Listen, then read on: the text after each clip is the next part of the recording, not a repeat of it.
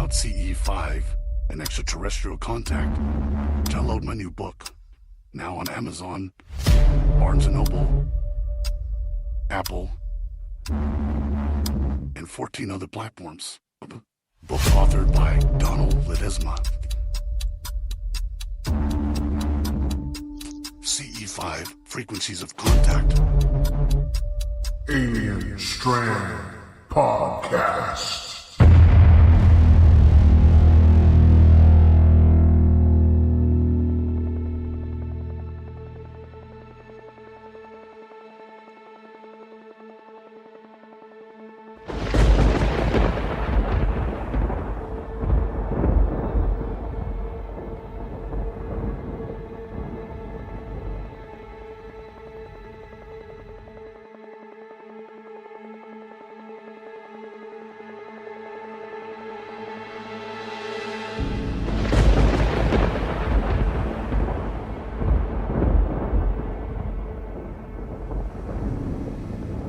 Alien Strand Podcast.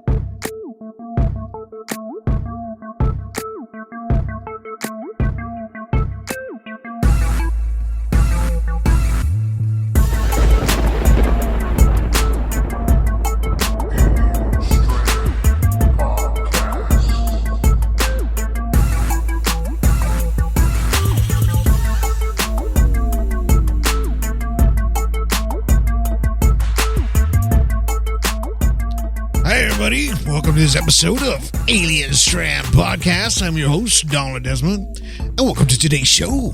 You know, it's been a while. Just like the song. It's been a while. Yeah, it's been a while.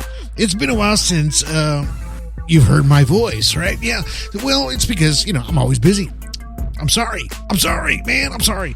But we are doing our best to do a couple of shows, right? So I do have a couple of guests that will be coming on here.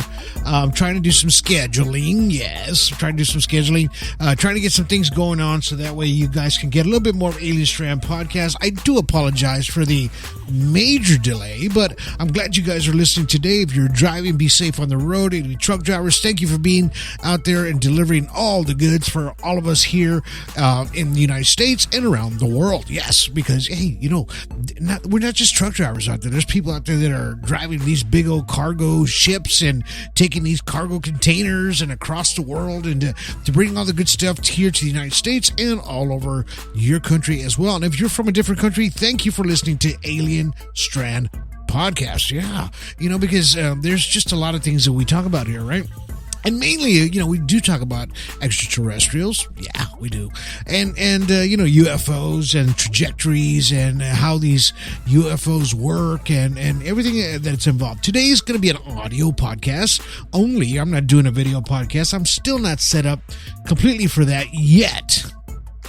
Not yet, but I will be, all right? So hang loose for that so that way you guys can see this beautiful face. Only my mama says that, right? Or just to that way you guys can see the nice video presentations and photos, videos, all the good stuff that I put on Alien Strand Podcast. Now, if you guys are listening on Patreon, thank you for listening on Patreon. If you become a member, thank you for becoming a new member. Like I said, I do apologize for the delay, but I am trying to get some things out there, right? We're going to be, this is going to be a quick podcast, not too long. I'm not going to bore you guys very much, but, there was just a lot of important things out there to get across, right? And don't forget to watch, especially speaking of important, I'm not going to forget The Middle. Go watch The Middle Films, which is my documentaries. I have 3 of them out there, Part 1, Part 2, and Part 3. You can find them all on Amazon Prime. Yes, and especially Tubi TV is doing very well on Tubi and on Roku TV. Yes, everybody has a Roku. So I know that you guys are watching these films because I see it. I see you guys are just loving the middle. The very first film. It's a great documentary that we have Mr. Terry Lynch on there, and all the people, Jonathan and Elizabeth Jeffries, and we had just great people that came on that documentary. So that way you guys can see what was on top of that mountain. It's just such a great find, and I'm so proud of that documentary. Of course, there's some misspellings in there. I get it. No, don't worry. But hey, we were just kind of so excited to get that information out to you guys that we, rushed on that film. But it don't matter. It's still, the information is there for you guys to grasp. And of course, I shot all the drone footage. I shot all the video footage. Everything that you see on that film, as it was taking place, I was standing there with the camera, and I was pointing that camera in every direction I could to try to get as much information to you guys out there that have never been to Oregon or Arizona or just any other of these places. I was able to put it on film, right? And I was able to catch part 2, with Mr. Ryan Keaton on there. You see my face on there as well.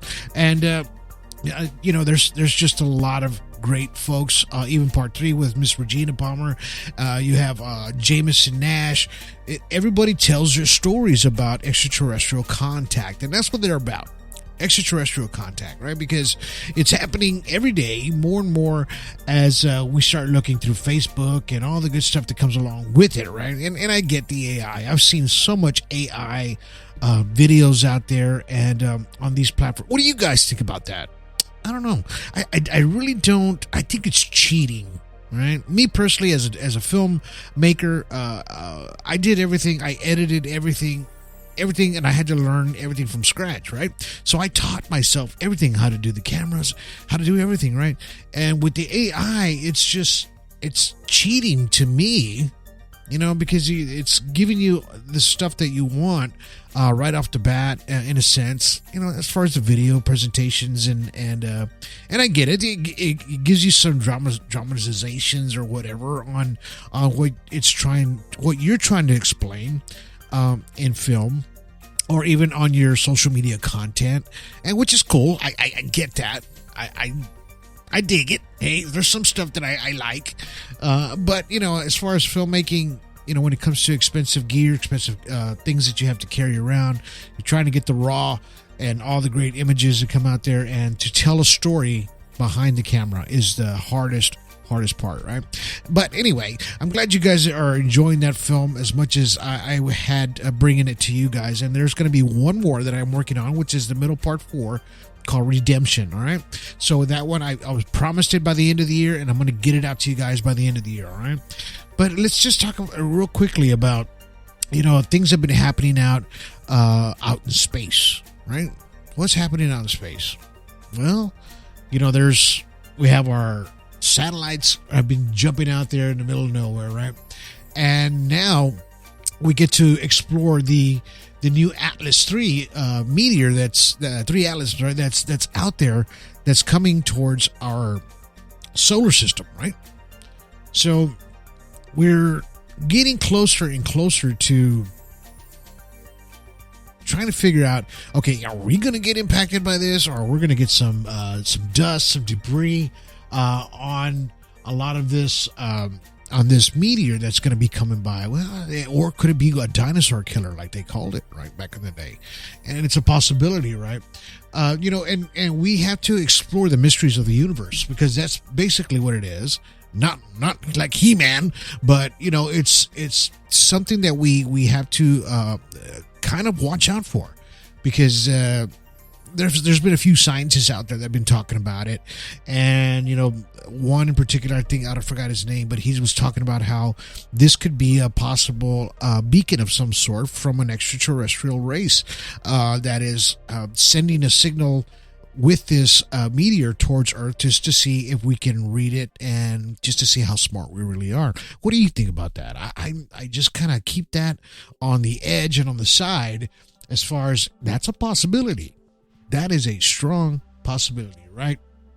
And this is an interstellar meteor that we're talking about here. and it's racing, of course, through our solar system. And it's basically a big old rock, right, full of stars, right? Or is it a ship, like some people think it is, because of the trajectory of it, right, and the way it's coming in our direction, right? Now, when something explodes out there, let's just say in space, in a different galaxy, somewhere far, far away, that you get to think about, okay, was that impact of that explosion sending meteors or big old chunks of debris in a trajectory that it's just going straight, right? Because we've noticed that some of them do turn or change, like the Oumuamua object that was in 2017 when we were tracking that one, and we were just in awe when that interstellar object came really close to us as well, right? So were we biting our nails? Yeah, because of course the news and the news media out there tend to talk about it somewhat, right? But they don't really want to bring panic or fear or scare the living crap out of you, right? But there are things to worry about as well, right? So there's we always think of is this a message from extraterrestrials of some sort? Are we ready to open our minds and dive into that world and think about it in that sense? Well, maybe. So on this atlas, or what we figured out, we do have an atlas telescope, right? And the system, it's in Hawaii, it actually picked up a signal that it's called an extraterrestrial, an asteroid terrestrial impact, right? And it's an alert. So it starts picking up an alert system. That's what it is. Like, hey, this thing's coming towards Earth, right? And so it alerted the scientists and everybody that was watching it. And this is how we found out, hey, there's things, they're tracking the space constantly for movement of any kind of sort of way, because there are giant meteors out there, dinosaur killers, as we call them, as it happened here on Earth in the past, millions of years ago, right? Fell in the Gulf of Mexico, took that whole area out, right? Took out half the world of the population of dinosaurs, possibly at the time. And then the rest was the direct impact of not having any sunlight, right? So a lot of things died because of the impact that covered the sky for months and months and months afterwards. So this is how important sunlight is in a direct impact scenario, right? So that's what we're looking at. And so the Atlas picked it up, and they had a timeline for the astronomers to actually start first sorting it out and how they tracked the path, right? And they of course they compared it to other objects that were out there in the past, like I talked about Oumuamua in 2017 and Borsov in 2019. That was another one, right? We don't talk about that one too much. That one didn't really get on the news as much as these two that we're talking about now. Could it be because whichever country was talking about it? Maybe, right? So this is how we're looking at it, right? So the transition, it's like the Atlas, just they say, it didn't pass didn't pass quietly. It's going to burn into the skies when it comes close by. So it's going to have debris of some sort, right? And it's going to have some sort of impact in our skies. Maybe we're going to have a big old meteor shower where we can all watch, or maybe we'll have some direct impact that's kind of come through, right? As far as like maybe a car-sized meteor, right? We'll have these explosions like the one in Russia, that went over the country out there in the early 2000s, right? That took out that whole forestry area, just laid it over like toothpicks, right? Remember that one? So, yeah, and that was a direct impact, probably about the size of a car, that blew up over that part of the country in Russia and did that significant amount of damage. Right. So what could possibly a bigger one do? It's going to do something. Right. So it could be that this meteor that's coming through It's going to come through our solar system for sure. We already know that at hypersonic speeds, right? And it's confirming that is an interstellar origin. So it is coming from the outside. It's not in our solar system. It's coming from somewhere else, right? And they say that the estimated velocity is probably between 60 and 70 kilometers, right? That's big. It's about as big as a small city, right? And it says it's going to be skimming close to Earth. So it will be shooting out some sort of fragments as it passes by. And it says that you'll hear a sound of like rushing wind, or you'll see like a meteor burn as the particles of the asteroid go by. Remember, this thing's going at hypersonic speed, and that's hypersonic in space, not in our atmosphere. So it's going to be shooting pretty quickly across, right? It'll probably make a big bright light, right, as it's going across. Maybe. I think that's a strong possibility of what it could be doing. And it just says that this meteor is made of nickel, magnesium, iron, and it's made of the things that are in our periodic table, right, which is the elements of a meteorite. And this is what it's saying, that why that it's going to react as it does as a meteor, because of the isotopes that are hitting the origins outside of our solar system, right? So it's kind of like acting exactly like a meteor.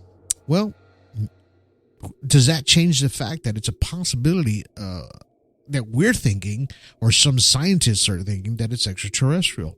Well, it does come from an extraterrestrial origin, which is away from our solar system, right? So we have to kind of think about it that way. And that's how I see it, in a sense, that how this comet is actually coming through, right? So it just, there was another one in Rio Huachuco in Chile on July 1st, 2025 is when actually this was discovered, right? Not just Hawaii, but there too. I guess they have another system there as well. And, this is where they started saying, well, this thing's about 670 million kilometers, or 420 million miles from the sun, right? And this is why they're saying it's going to have some kind of hyperbolic trajectory, right? Because it's going to pass the sun very, very fast. And it's going to, we're going to be able to see it for sure, right? As it does this. Now, when everybody was talking about Oumuamua, it's 5 miles or 6 miles wide or whatever. And by the time it passed, it shrank, it burned out, it melted away. So by the time we knew it, it was a small fragment of when it actually did the loop and shot back around, right?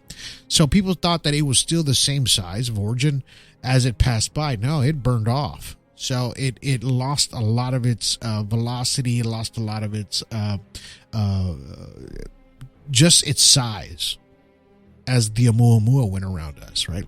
And that's what we have to think about this as well. But the differences on this one is this atlas is much bigger than the Oumuamua. So this is what we have to figure out, right? Do we see this as an alert of some sort to the humanistic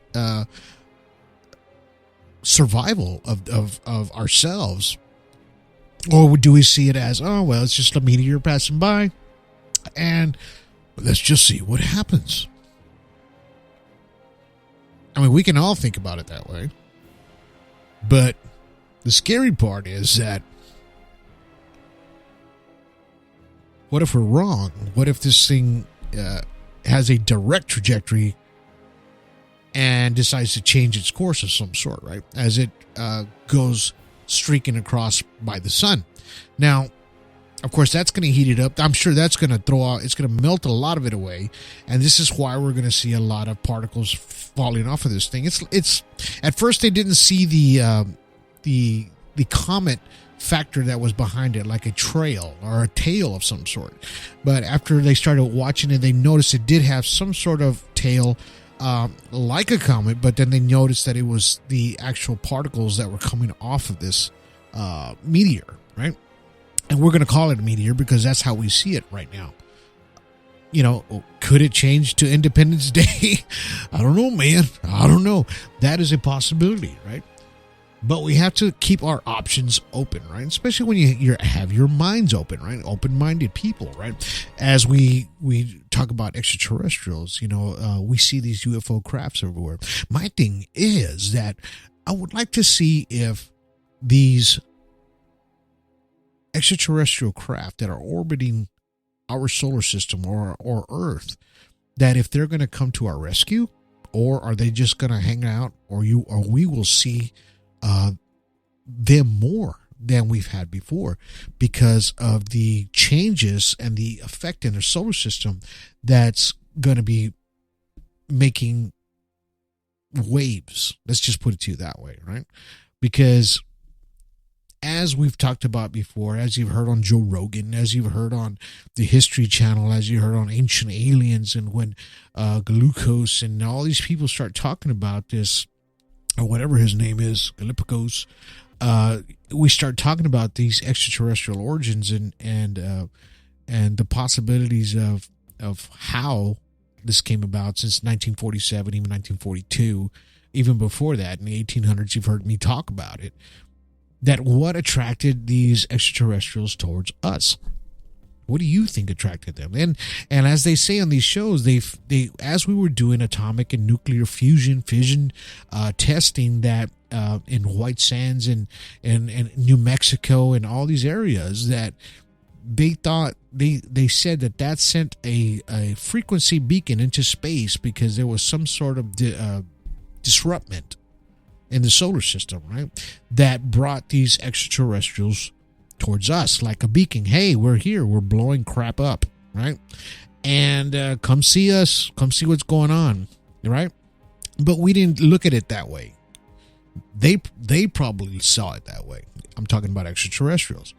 What are these crazy people doing, right? So, and then here they come. And then we start seeing more stories of abductions, right? More people that were coming face to face with them. Jason Sands, right? Talking with them. Giving them directions to where they needed to find something they needed for their ship, right? So when we never had any kind of conversations with extraterrestrials before that, but could have that been some sort of beacon or some sort of wave or some kind of signal thrown across space, thrown across the universe, and attracted these extraterrestrials to where, hey, there's something going on over there. What is that? What is going on? Something is alive in that direction. Let's head that way, right? Maybe they were looking for exploration, things that they needed.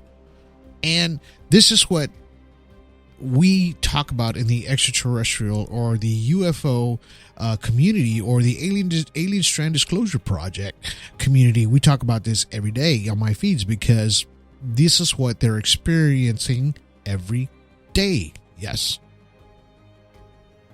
And the best way to figure it out is to talk about it. And that's what we do. We talk about it because we want people to know exactly what we think. And we don't wear tinfoil hats, but we want people to know that we are aware of these things that are happening around us and around Earth and around the solar system, and we keep track of everything, and then we keep track of what happens to people daily as far as visitations, abductions, visuals, right? So we have to stay on top of those things. As far as Alien Strand Disclosure Project, that's what we do. We're looking at the best interest of not just ourselves, but everyone and humanity. And how do we get through this, right? So the topic of the interstellar meteor, or could it be an object of extraterrestrial origin? And could it actually be something that they sent for us to study? Maybe. Maybe. But at this point, we just have to speculate just for now until we get closer to the day of, I'm not going to say impact, or I'm just going to say close to impact. CTI, we'll call it that. Close to impact, because that's what it's going to be, right? And if you heard that word again, it's coming from Alien Strand Disclosure Project TM. Yeah. So that's just the way it's going to be, as far as this impact and how we have to think about it. Let's take a quick break, pay the bills. We'll be back in just a minute. Alien Strand Podcast.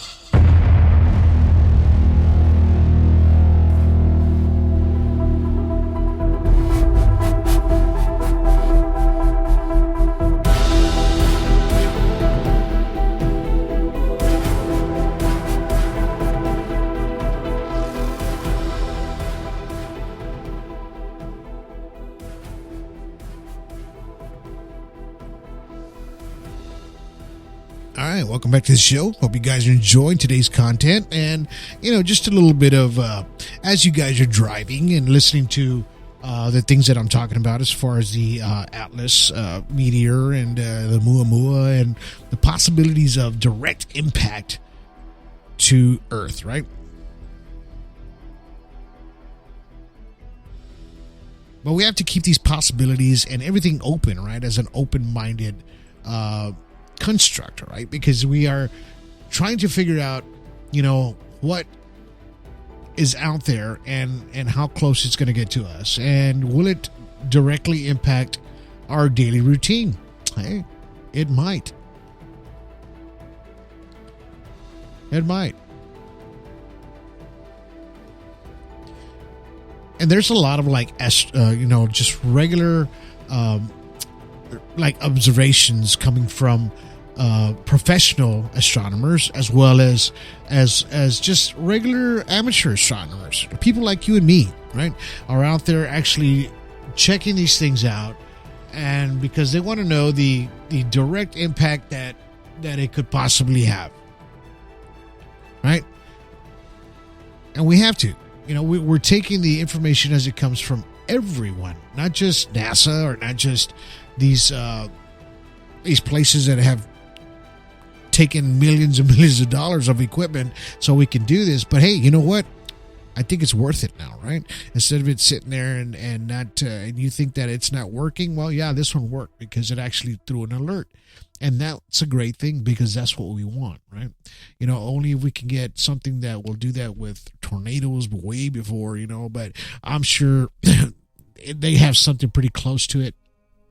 But, we have to keep on looking towards the sky, and how this Atlas has some sort of direct impact towards us, right? And we know it has. They were looking at through some wavelengths, and just to see if how the strength is of infrared light, the emissions and the rotation, the vibration, the gas molecules, and they were watching everything. And they were watching the carbon monoxide, everything that was coming off of this thing, right? And they says that it appears that the brightness of Atlas increases over time, right, as it approaches the sun, right? So in other words, it's going to get brighter and brighter and brighter. Of course it is, right? You're coming closer to light. And that's what I think it's happening there as far as that, right? So the Hubble telescope is watching this as well. And just an FYI, we have hundreds and thousands of satellites up in space. You might not know it, but it's like a major junkyard up there, major, full of satellites. So we have to pretty much figure out, who's watching it, why they're watching it, and we know why, but who's watching it and which is the best one for us to get the direct information of who's got the best information, right? That's what we want, because we want to know how close this thing's going to get.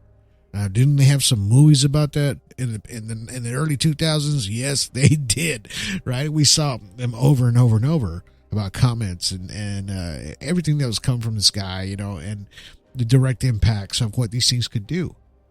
And it's scary. It is a scary thing to just think about, right? I'm not here to do that to you, but it's just the thought of it. And we have to be at our just alertness at 150% on and watching exactly what this thing is, right?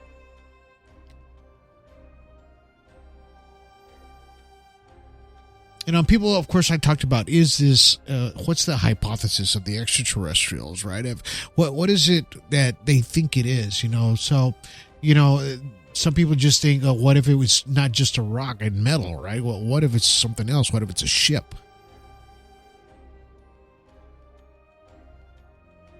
Or is it here sent deliberately, right, to explore? Or is it a probe of a communication attempt, right? Like the Bergosphere, right? That went dormant for a little while, right? I haven't heard anything from that. I think they put that thing away. It was just getting too much attention on that Bergosphere.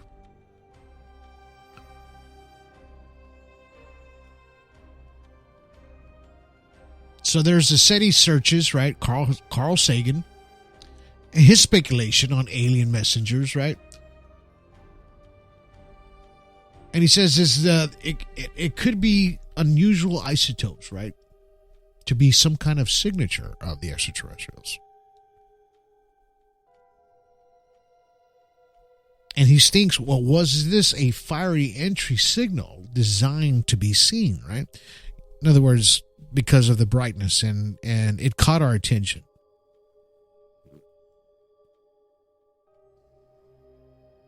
Or are we just throwing some sort of universal cosmic dice? That's a possibility.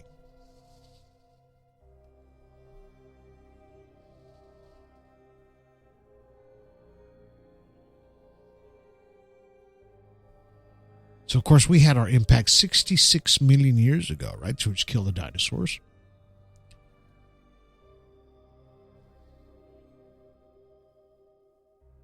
And you can't even compare it to any nuclear bombs when it hit back then.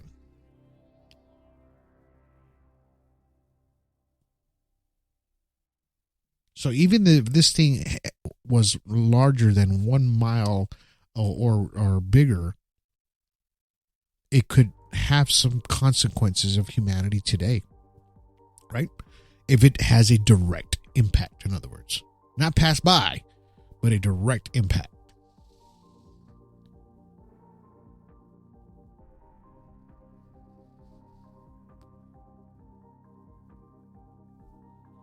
What if it did hit, right? What would happen? Well, cities will be erased. We know that. The climate will be shifted. And of course, the collapse of global agriculture.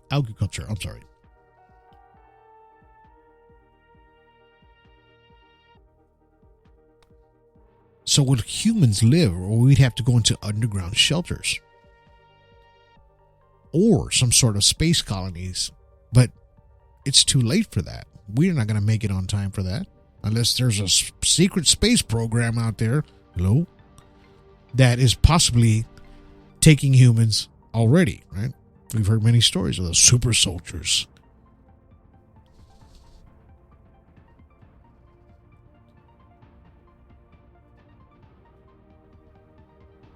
And if aliens sent this, did they send this to destroy humanity so they can have it for themselves? Well, it's not going to be no good to them anymore, right? So I don't think that's the analogy we should be thinking about as an extraterrestrial impact, right? If they sent it to do that. Or is it just something for us to notice and to track and to respond, right, to what this thing is, right? Open up your minds a little bit more.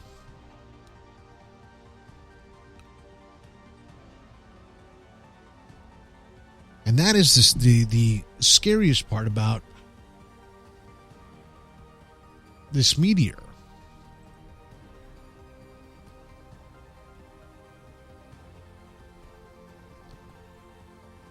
And it's just hard to think about at times because we have to really just open our minds, open the books, get in there, even Google it, get some trackers if you can on your iPhones or your Androids. I'm sure they have a tracker by now on this Atlas impact, right? Or the trajectory of it. And actually it's going to be going between Mars and Jupiter, right? But it'll be close enough for us to see.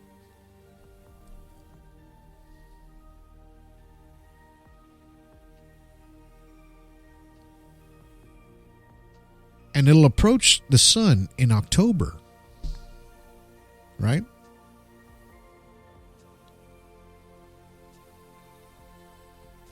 So this is when we're going to start seeing the brightness of this interstellar object that is going to be coming through. If you got a really nice telescope, I would highly recommend you point it to the sky at night and take a look at this as it whisks through, right? And hopefully it just stays in the trajectory that it is in between Jupiter and Mars and not go inside of our rotation around the sun, right? We don't want that. Keep it on the outside. That's how I say.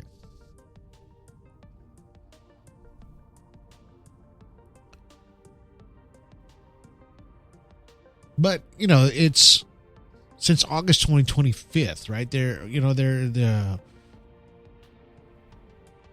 just saying that this thing is about 3.5 miles in diameter.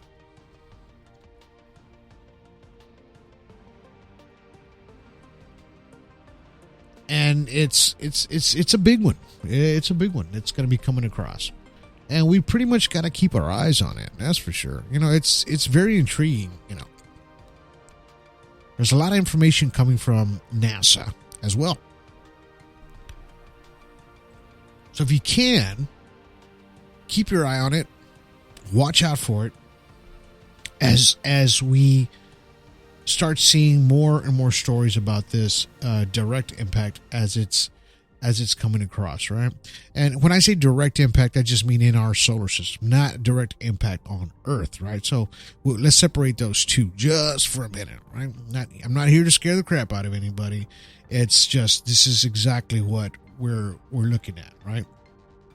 And I just want you to keep an open mind as far as like the extraterrestrial aspect of it. And it could be, right? This is why we're talking about it here on Alien Strand, right? Not because it's a meteor and it's made out of iron and magnesium. And it's not because of that. It's because it's a possibility that it might be driven by something else.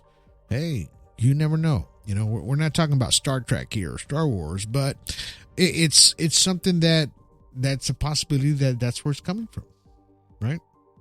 We don't know. And that's why we have to keep an open mind as far as that is concerned, right?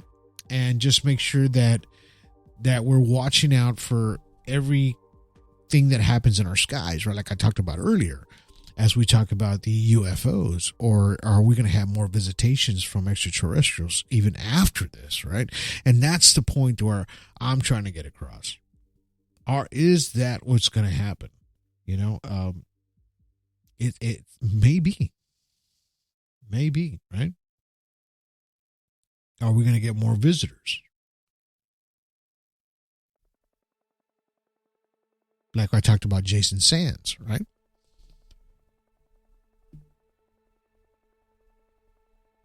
And that is the aha moment that we're going to know that they are watching us and they're watching everything that's happening in our, not just in our solar system, but our interstellarly, right? So we're going to know that as we get more visitors or visitations from extraterrestrials, that we will know exactly that if this is going to grab their attention like it grabbed ours.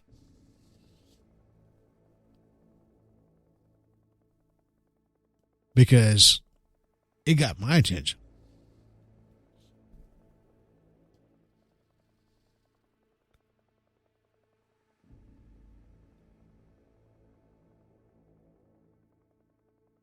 So, if we were to get an interstellar visitor, what would you say? What would you tell it? Would you be able to communicate with it? Maybe. Would it communicate with you telepathically? Would you help it if it asked you to? Would you go in its ship if it asked you to? These are the things we have to think about in those situations. Just like this one. On April 24th, 1950, a place called Abide Guzone, it's in Italy, in northern Italy. There was a worker, his name Bruno Pacini. He was 42 years old at the time, in 1950, right? And he had some sort of an experience just like that, right? So he's a skilled worker. Everybody valued him in his community. He was employed by a local company, and they lived in a small house in the outskirts of the village, right? So that night, he left the house and noticed a sudden lightning strike, right, in the sky. So driven by curiosity, he went outside to investigate the source and soon encountered a huge black shadow, almost circular like a sphere, flattened on top. At the center of the object was a small staircase, and the top which emitted a dim green light. You could then clearly observe the source of the lightning, he says. An individual wearing something similar to a wetsuit and a mask positioned in a kind of pneumatic platform, right? And appeared to be performing some sort of welding work. He says the shell of the artifact, illuminated by welding reflections, excluded a metallic glow. He said there were two other beings about 6 feet tall, equally wearing diver suits, moved slowly around the ship. Then they were obstructed by some rigidity around their suits, around their face. They wore masks of the same color, ending in the height of the mouth of the tube on a small opening. Pacini's first reaction was to imagine that it was a military aircraft in distress. And they said the Variegat and the Venergo airports were only a few miles away. So he came up and he asked if they needed any help. The response was a sequence of guttural sounds. He said it was he couldn't understand what they were saying, right? Incomprehensible. Meanwhile, by the opening of the object, he could see a second internal staircase and walls around various pipes, he says, cylinders and gauges. He could see inside the craft. At the same time, he noticed that there was like an intense buzz, like the sound of a giant beehive, he says. It was at this moment that Pacini realized that he was not in front of a plane. So panic ran in his shotgun, looking back, and noticed that one of the crew members was pointing something similar to a camera hanging around his neck. But he started shooting a ray of light immediately. Pacini felt like he got hit like a strong air jet, which knocked him down and made him roll on the ground. Despite the pain and the bruises, he remained sane. Still amazed, he observed the platform and the welder descended again. He said it started shrinking until it became of a metal box, he said, which was collected inside the ship. He said the stairs then retracted and the door closed. The buzz increased, and a few moments in there, the object rose and took off in a fantastic speed, he says, disappearing into the darkness of night. The next day, Pacini reported the incident to the police station. The authorities began investigations at the site. Despite of the hard soil, 4 circular marks were found around 1 meter in diameter and each in a square form, approximately 6 meters apart from each other. The grass was burned and dried, and the metal shards were collected. So there were some metal shards left behind. Whoa. Probably remnants of the welding work. It was shiny and granular metal, classified after analysis and a highly heat-resistant anti-friction material. Later, they carried out a new analysis on the fragments, and it was preserved by Ficini.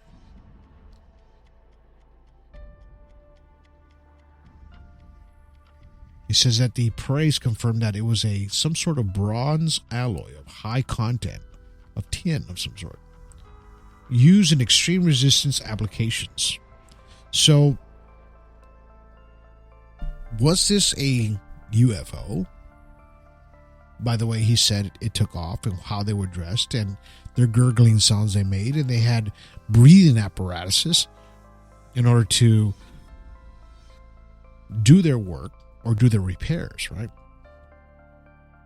Just like Jason Sands, right? Had the same thing happen to him. But they weren't welding. They were just looking for a part, and they were looking for some sort of liquid of some sort.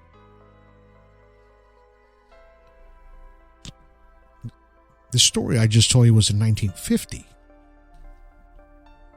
Now, these things do happen to people at times. We just don't know about them until we start looking back on our history books and start seeing the direct impact on UFO reports. He was not abducted, but he had an encounter in which he was so close that they hit him with some sort of beam of light that knocked him to the ground, right? And I'm sure it hurt like hell. But these are the stories that are out there for us to enjoy and think about, that the possibilities of extraterrestrial contact is there. And it is there for everyone to experience if you are chosen. Yeah, I know. Are you going to be chosen? Maybe. Or maybe not.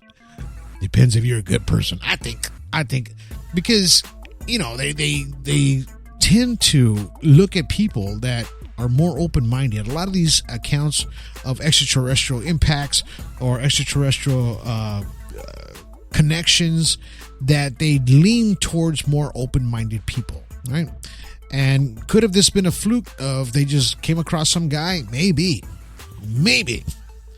But at least he was able to tell the story and fill us full of information of what happened to him that evening. All right, that's a great story. I thought it was. All right, guys, I hope you guys enjoyed today's podcast as much as I did. I missed you guys, man.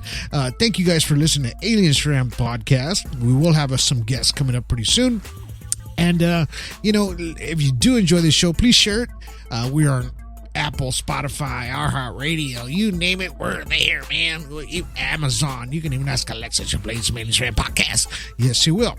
Don't forget to watch the middle films. They're on Amazon Prime, Tubi TV. They're everywhere.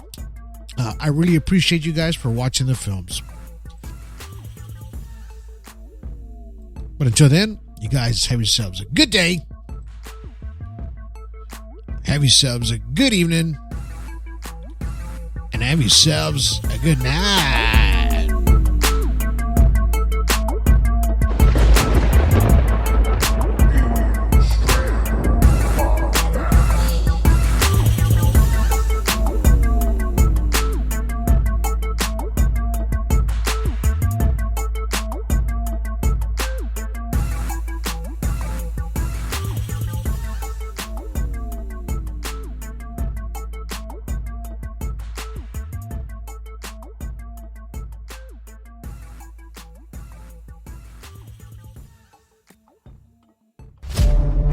About CE5 and extraterrestrial contact, download my new book, now on Amazon, Barnes & Noble, Apple, and 14 other platforms. book authored by Donald Ledesma.